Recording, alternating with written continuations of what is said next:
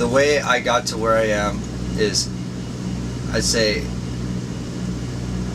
solely based on the tools and the lifestyle in the punk and hardcore scene. Because in the hardcore scene, growing up through my teenage years, it was always about self-discovery. So, like all the kids in the scene, to be known in the scene, you had to be productive. You had to figure out your own tools to, do a zine, start a band, start a label, whatever was in the scene that was like an honorable thing to do. Find some friends that work at Kinko's. Yeah, exactly. My roommate at the time was Mike Fight. He worked at Kinko's. Yeah. And he had a label, and that's where Dimmock started, because he was like my best friend. But the basic, the ideology the concepts within that community are like what's shaped me to, where I am today, because I've learned everything in that same structure. There's no formal training in any of business or even the music making. Right. And those are the two major aspects that have shaped my life from the hardcore world to the dance world. And Dimmock was really my label. Was the bridge between those two worlds. Dimmock's been around for 15 years now, and it connected. When I was doing the hardcore thing, I slowly growed out of it, and by the time I moved to LA, I was really just focusing on all my efforts on signing indie bands. And at the time when I moved, we signed a band called The Kills, and that was kind of the departure for my focus on hardcore and going more towards my label and finding more actual alternative bands that are like hardcore bands. Because at one point we were putting out, we still put out like Das Oath, we put out The Gossip, or not hardcore, but they're in the community. We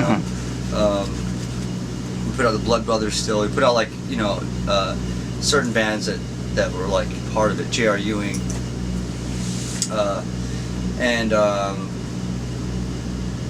So when Dimmock started putting out those kinds of bands, like we put out The Kills, then we put out Block Party, Claxons, The Rakes, a lot of indie bands coming through, Battles, stuff like that.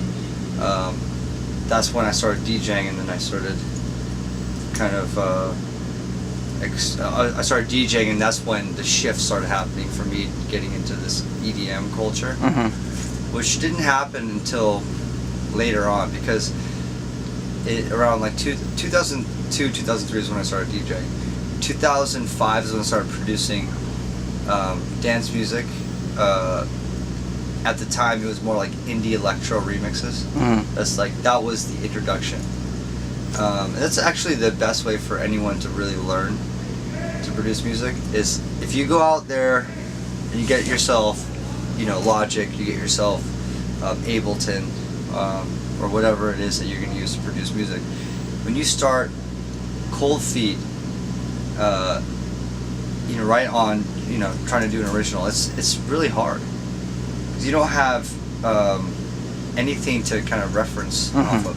With a remix, you have all these different stems and parts you can use to recreate a song. Right. And that, luckily at the time, 2005, Block Party was still on Dimmock, so I had all the parts and stems to Helicopter, which is a track that I remixed, and I worked with another producer, and we called ourselves Weird Science, and that's, I learned from him a lot. We were using Pro Tools back then, and then for the next 2 or 3 years, I started doing more and more remixes. We did like 14 or 15 by then, and then we split up, and I started doing remixes on my own, and then I started doing originals on my own, and then the course of 3 to 4 years, I finally released a full-length album. Right, of your own. Yeah, so 2012, started my album, Wonderland, just came out.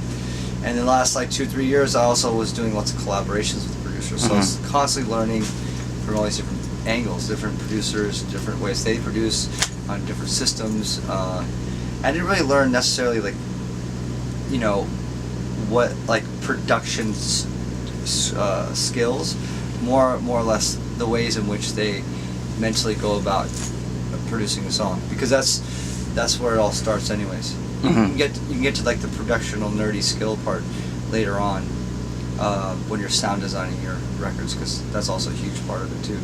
So I mean, there's so many different elements of production itself. Is like first coming up with the general concept, what you want to do, and then being able to put that down into your computer, and then sound designing it properly so it's the best fine-tuned sound that you're looking for. Mm-hmm. You know, yeah, but going from live room production, being in bands and recording in studios, live room studios, where you're there for like, you know, a week straight, you know, recording like 8 to 10, 12 songs, and doing all the instruments, and you're there just wielding it out. It's such a different process than being in the studio by yourself with a computer. Everything's in the box, so to speak. Mm-hmm. So you're really using anything. I don't use anything analog anymore. It's all digital. And you know, a lot of people might hate on that, but just easier for me to. Now, would you say the organization of how you structure a song, as far as like your old hardcore punk bands, Yeah. is that similar, or is it to you It's similar. totally I mean, different process? With the album, I really was more of a songwriter. Mm-hmm. When you write club singles, it's not about writing the best song, it's about making kids go crazy in the club. Right. So, That hook. Yeah. So yeah, writing a fucking sick riff. Right. You know? And when I was writing the album, it was more about how to compose, you know, many different elements to create the best song. It's not just about like hitting them right over the head. It's like, let's write the fucking best song. Sometimes Right. it's really simple, sometimes there's a lot of layers, you know. But punk and hardcore, it gave me the general kind of blueprint, but hardcore, it's just so much easier. It wasn't, you know, it's all like 3 chords and chick chick chick. You know, it's just Right. you can come up with those things like fucking quick, you know. And I did a small side project with Bob Riffer from the Bloody Beat Roots called Rifoki, and then we spent like 3 or 4 days in the studio, wrote like 5 songs, like just fucking guitar riffing right in the fucking studio, and then recorded them live, and then I was singing on it. So it's cool to go back to my roots. It was like 2008, 2009, I think. Mm-hmm. But yeah.